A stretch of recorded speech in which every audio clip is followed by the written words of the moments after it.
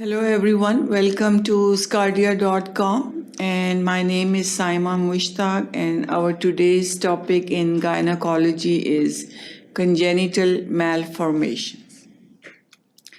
We divided this lecture of congenital malformation into 5 sections, and in the first section we will talk about some congenital abnormalities of the vagina.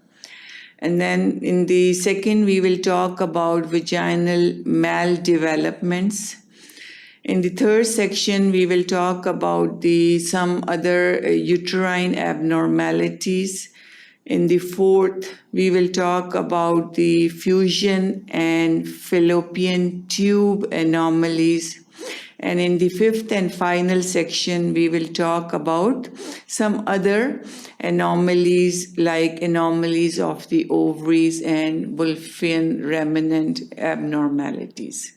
So when we will talk about the first section, we will cover the topics like congenital malformation of the vagina, ectopic ureter, and then the narrow introitus and hymen abnormality. Then in the vaginal maldevelopments, we will talk about the malformation of Mullerian duct, partial agenesis of upper vagina, and then we will also talk about the complete agenesis.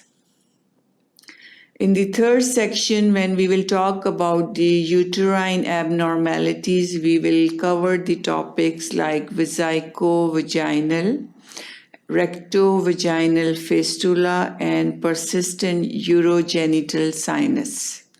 And then we will talk about classes of uterine abnormalities. In the fourth section, we will talk about different types of fusion anomalies, clinical feature and treatment, abnormalities of fallopian tubes. And then in the fifth section, we will talk about the anomalies of the ovary, Wolffian remnant abnormalities, and also we will talk about some other congenital malformations.